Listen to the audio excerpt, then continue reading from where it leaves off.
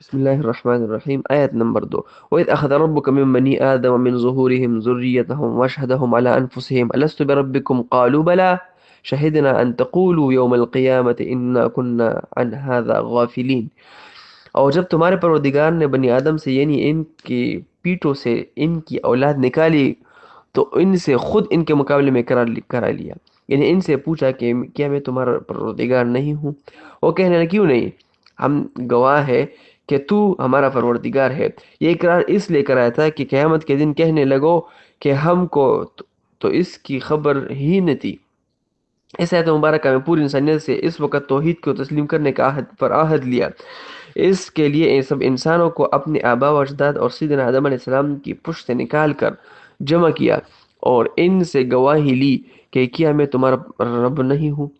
تو انسانوں نے مل کر اقرار کیا کہ ہم اس بات کا اقرار کرتے ہیں کہ اللہ تعالی ہمارا رب ہے، اور یہ عہد و پیمان اور اقرار وغیرہ اس لیے کیا تاکہ روز قیامت کو یہ نہ کہے کہ ہمیں تو اس کی خبر نہ تھی۔ اس سے معلوم ہوا کہ یہ سنن الہیہ میں سے ہے کہ کسی عظیم کام آنے سے پہلے یاد دہانی اور تاکید کے لیے جماعت بنانا، آنے والے کام کی عظمت کی خاطر پہلے سے ایک دوسرے سے عہد و پیمان لینا ایک ضروری امر ہے، کیونکہ انسان کی طبیعت میں غفلت اور نسیان ہے، لہٰذا بول جانے کی صورت میں بہت تباہی اور بہت بڑے نقصان کا قوی امکان تھا۔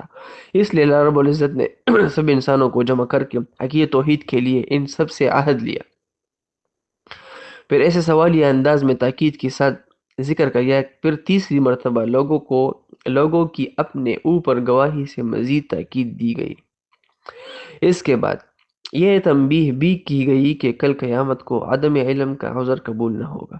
ایسے ہی عقیدت ظہور مہدی کے لیے بھی علماء کرام کے ہاتھوں امام مہدی کے ظہور سے پہلے ان کی نصرت کے لیے جمع ہو کر بیعت کرنا نہ صرف ممدوح ہے بلکہ اس کا طریق اللہ تعالیٰ کے سنن کونیہ سے معلوم ہوتا ہے، تاکہ وقت آنے پر یہ عذر نہ ہو کہ ہمیں خبر نہ تھی، اس لیے ہم بیعت سے محروم ہو گئے اور کاروان حق کا راستہ معلوم نہ ہونے کی وجہ سے ان کے مخالفین کی راہ پر چل پڑے۔ صلی اللہ تعالی علی خیر خلقہ محمد و آلہ و اصحابہ اجمعین۔